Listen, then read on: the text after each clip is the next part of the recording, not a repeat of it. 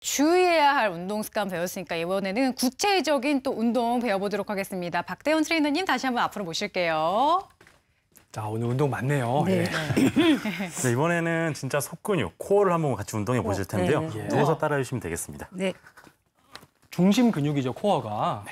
누워서 이렇게 수건을 한번 잡아주시고요. 네. 수건이 팽팽하게 수건이 해주시고요. 팽팽하게. 그렇죠. 네. 누워서 그대로 이 수건을 팽팽하게 만들어주신 상태에서 수건은 시선 앞에, 위에 시선 말고 앞에. 그렇죠. 수건 앞에 누우시고 그 상태로 쭉 일어나시면 됩니다.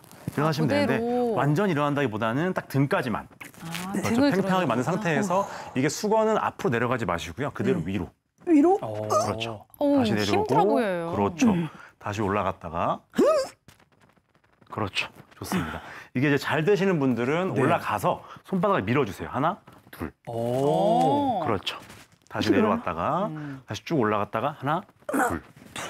그렇죠. 이렇게 해서 15에서 20회, 3세트에서 4세트 정도 해주시면 속근육이 강화되면서 속근육이 약하면 겉근육에 의존하게 되고 점점 부상률이 올라가게 되거든요. 그래서 이런 동작을 통해서 많이 운동해 주시면 좋겠습니다. 네.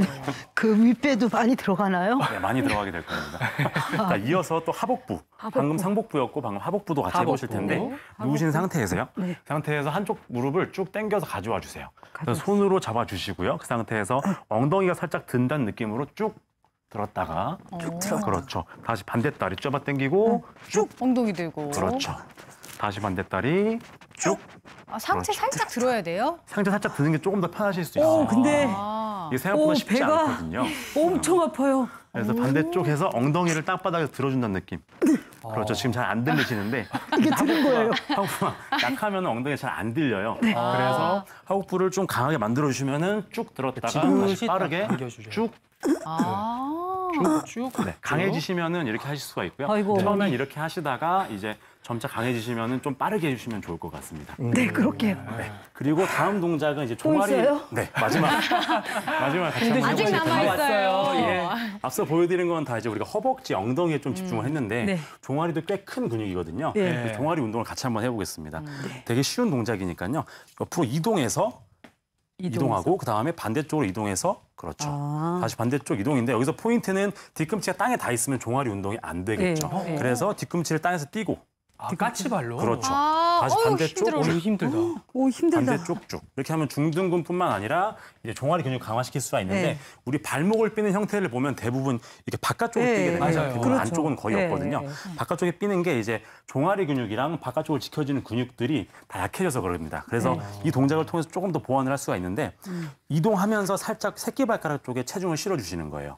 그러면 조금 더 이렇게 살짝 바깥쪽으로 나가거든요. 그걸 버텨주는 힘을 키움으로써 종아리부터 발목 삔까지 염좌까지 예방을 할 수가 있겠습니다. 그래서 양쪽 15에서 20회, 3세트, 4세트 꾸준히 해주시면은 나중에는 이동해서 하나, 둘, 다시 이동해서 하나, 둘, 응용 그렇죠. 동작이네. 쭉 하나, 둘.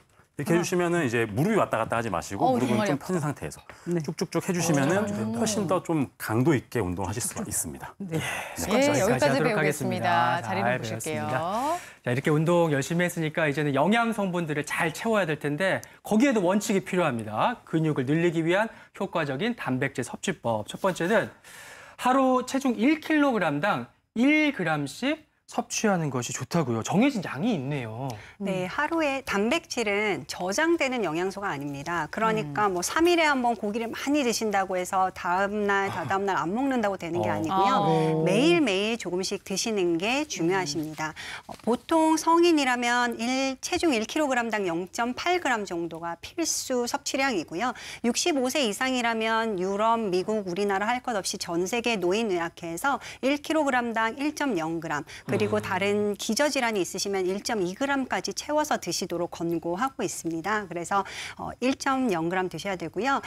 예를 들면 60kg이신 분이면 60g의 단백질을 채우시는 거예요. 그리고 앞서 말씀드린 것처럼 동물성 단백질과 식물성 단백질이 있는데 비율이 1대2 정도 되면 참 이상적이고요. 아니면 1대1 정도는 되셔야 됩니다. 그래서 고기를 20g 정도 쉽게 먹을 수 있는데 생각하실 수 있는데요. 네. 고기를 20g 먹는 게 단백질 20g이 아니고요. 고기는 100g 정도 드셔야 거기에 단백질이 20g 있습니다. 그래서 연세가 있으신 분들은 매 끼니에 고기나 생선 반찬 그리고 계란을 이용해서 반찬을 만들어 드시고 콩이나 그다음에 두부를 이용해서 식물성 단백질을 채우시면 됩니다. 고기를 이렇게 한 번에 저는 몰아서 회식 때 주로 먹었는데 그게 많이 사줄 아니고 때만. 몇 끼니 나눠서 드신다는 점 기억하시고요. 그래요. 그다음 식사법도 놀라워요. 한번 보실까요? 말리고 얼려 먹어라. 말리고? 뭐를요? 교수님. 네, 가장 좋은 게 저희 진료실에 이제 어르신들 오시면 제가 간식으로 황태채 많이 권해드리거든요. 그래서 생선이면서 좋은 단백질이면서 말리게 되면 같은 양을 드셨을 때 섭취할 수 있는 단백질 함량이 올라갑니다. 그래서 같은 뭔가 효율을 좀 따지는 거죠. 같은 양을 드셨을 때 이게 말리거나 얼린 상태면 단백질 흡수율을 높이고 함량을 높일 수 있습니다. 네, 그리고 단백질뿐만 아니라 또 이런 것들이 도움이 된다고 하는데요. 바로 열어볼게요. 운동 전에는 커피 한 잔, 운동 후에는 비타민 C. 커피 먹으면 운동 효과가 더 높아지나요, 장 교수님? 커피 먹으면은 운동을 해가지고 뭐 근육이 생기는 건 아닌데요. 예. 이런 뭐 해외 저널 같은 걸 보면은 논문 중에 이런 것들이 있습니다. 그러니까 운동하기 한 30분 전 정도에 이제 카페인을 섭취를 하면요. 지방 산화율이 올라가요. 지방 산화율이 올라가니까 똑같은 운동을 해도 지방을 좀 더 잘 태우겠죠. 그런 효과가 있고 그다음에 역시 또 운동하기 전에 커피 한 잔 정도 먹고 나서 이렇게 조사를 해봤더니 커피를 먹은 사람이랑 커피를 안 먹은 사람이랑 비교를 해보면은 커피를 먹은 사람이 운동하고 나서 칼로리가 한 15% 정도 더 소모를 하더라라는 연구 결과도 있습니다.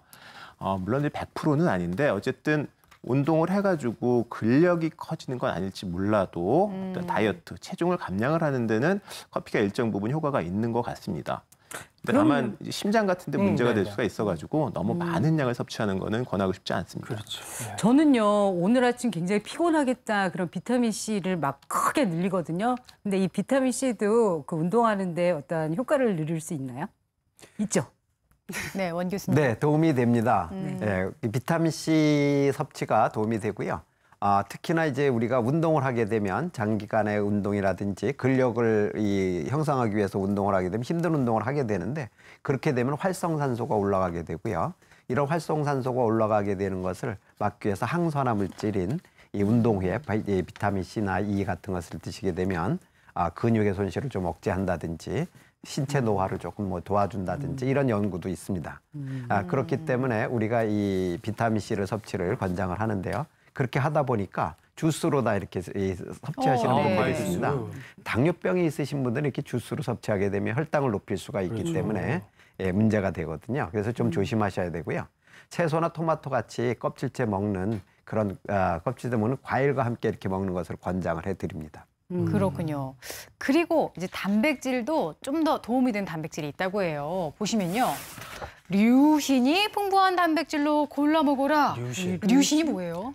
네, 류신은 필수 아미노산이라고 불리는 물질 중에 하나인데요. 단백질을 구성하는 건 20개의 아미노산의 조합으로 이루어집니다. 그중에서 필수 아미노산은 우리 몸이 만들지 못해서 음식으로 반드시 섭취해야지 되는 부분인데요. 모든 단백질 기본 식품에는 조금씩 골고루 들어 있습니다. 그런데 그중에서 이제 콩 같은 경우는 발효될 때 20배 이상 류신 함량이 올라가는 것으로 되어 있어서 식물성 단백질 발효된 걸 드시는 거 좋죠. 낫또나 아니면 된장 이런 거를 활용하시면 좋고요. 앞서 말씀드린 대로 어떤 하나를 몰아서 드시기보다는 골고루 드시는 게 확률상 좋은 아미노산을 골고루 얻을 수 있는 방법이니까 어떤 날은 닭고기, 어떤 날은 돼지고기, 어떤 날은 소고기, 어떤 날은 생선 이렇게 골고루 드시면 좋겠습니다. 자, 골고루 드실 수 있도록 류신 많은 음식 다시 한번 소개해 드릴게요. 이쪽부터 유청, 우유, 그리고 달걀, 고등어, 생선도 있고요. 또 육고기들, 소고기, 돼지고기, 닭고기까지 잘 기억해 두셨다가 골고루 한번 활용해 보시면 좋을 것 같습니다. 네, 지금 시각 10시 54분 지나고 있고요. 근감소증에 대해서 알아보고 있습니다. 궁금증 짚어볼게요. 네. 자, 어떤 질문 들어와 있을까요? 허리가 힘이 없어 꼿꼿하게 앉아있기가 힘이 들고 구부러집니다. 2번의 교통사고로 허리를 크게 다치고부터 허리에 힘이 없어요. 병원에서 협착증이라고 하더군요. 근육 키우면 도움이 될까요? 하셨습니다. 장 교수님. 당연히 도움이 되죠.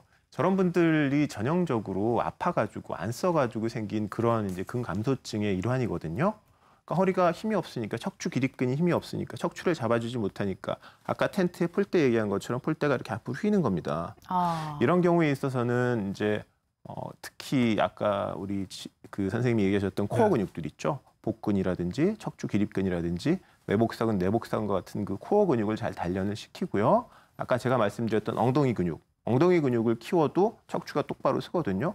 엉덩이 근육을 잘 단련을 시키게 되면은 뭐 몸이 앞으로 굽는다든지 여러 가지 증상들을 완화하는 그런 효과를 보실 수 있을 겁니다. 네, 근육과 관련된 질문 하나 더 풀어보겠습니다. 볼게요. 당뇨가 있는데 근육이 없어서 당뇨가 생겼는지 다리는 보통 사람보다 좀 굵은 편이라고 생각하는데 그래도 당뇨도 있고 잘 넘어지는 편입니다. 근육이 약해서 그런지 궁금합니다. 당뇨와 근육 관련성. 네, 맞습니다. 당뇨가 있으면 아까도 설명을 했듯이 염증이나 산화 물질이라든지 또 이 세포에 있는 마이토콘드리아의 기능이라든지 이런 것들이 떨어지기 때문에 네. 이 당뇨가 있으면 근육 세포에서 그런 것들이 떨어져서 문제가 되고요. 근육이 떨어지면 역시 또 이 혈당을 올리게 되고 네. 운동 능력이 떨어져서 혈당 조절에 네. 또 문제가 되겠습니다. 그래서 이 당뇨가 있으신 분들은 이 근육을 강화시키기 위한 운동을 열심히 또 철저하게 규칙적으로 잘 해주시는 것이 도움이 되겠습니다. 네.